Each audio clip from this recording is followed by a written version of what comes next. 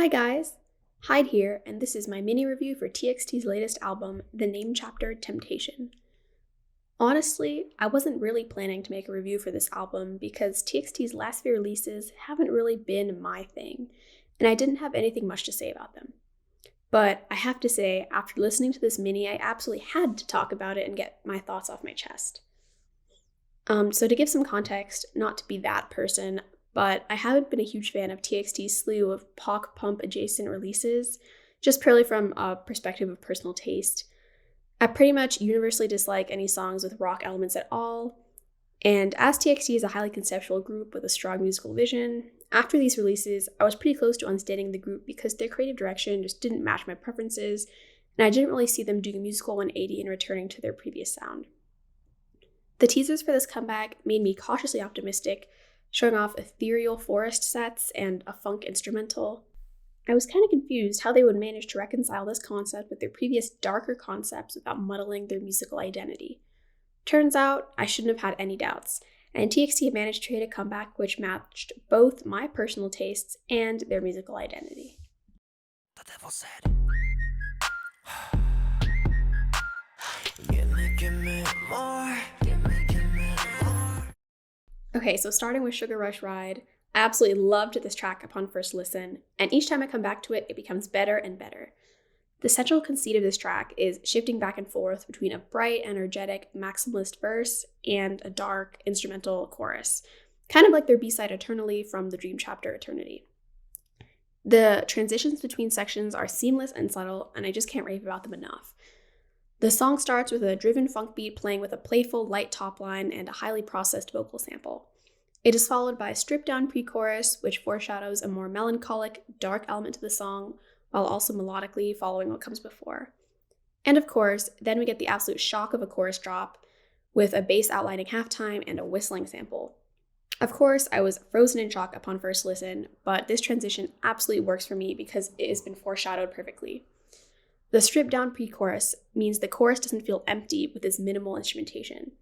The processed vocal sample from the verses comes again as a whistle. It's like the song switches from light mode to dark mode. All the same elements are present, but in a new context or form.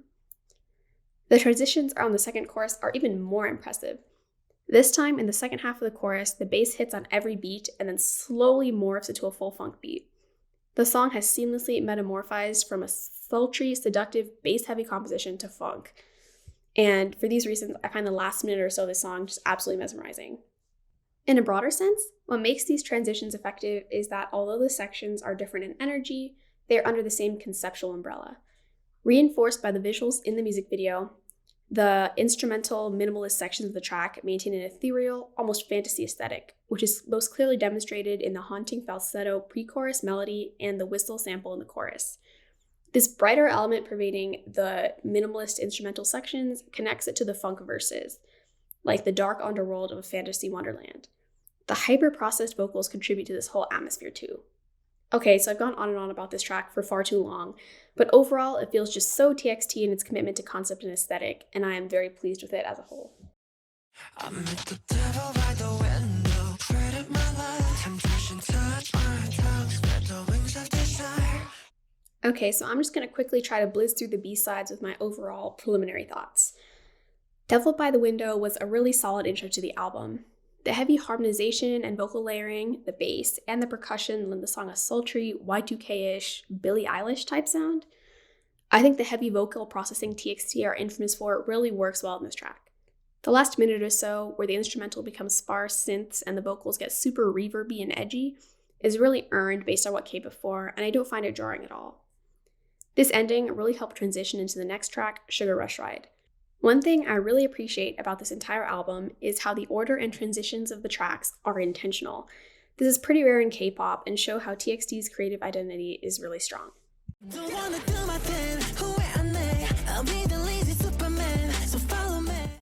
Happy Fools is probably my least favorite track on the album, mostly because I have minor problems with each element of it. My favorite part of the song is the bossa nova jazz type intro, but it's immediately covered by a trap beat and dense percussion, which makes the individual components of the instrumental blend together in an undistinguishable amalgamation of background sound. Here, I think Hybe's production style works against what they're trying to accomplish. I also thought the feature was a good idea in concept, but a bit jarring compared to the rest of the song and its execution, and the track could have done with a longer runtime overall to have some space to really develop its ideas.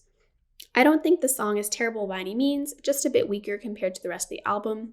I think I'm also being a bit harsh because these types of tracks fit my personal taste, so I would have really appreciated a stronger execution.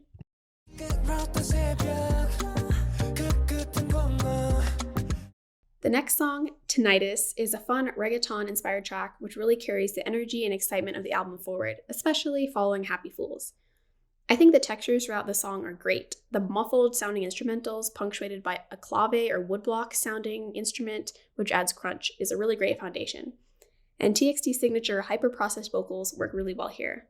If I were to give it one small nitpick, it would be that the fade out at the end lasts a bit too long, and the track is just a bit too short to have any real development. But otherwise, this is a fun track that I will definitely be adding to my playlists.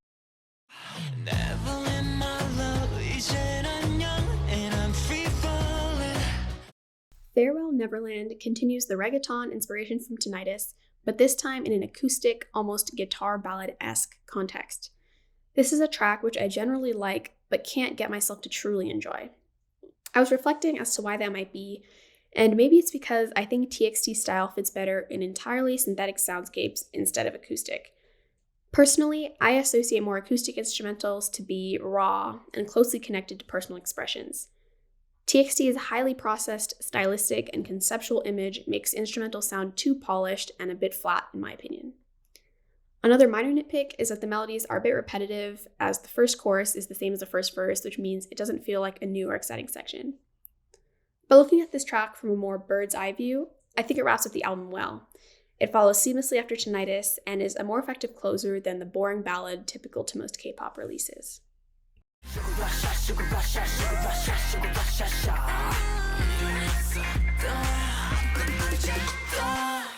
Overall, this is an excellent and really solid release in my eyes, especially compared to some of TXT's other recent stuff.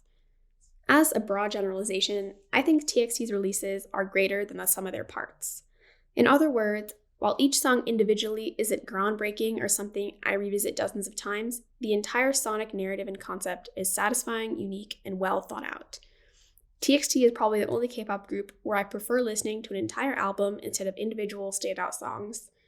I'm really happy I didn't decide to understand TXT before this release. They've definitely reincorporated me into their fandom.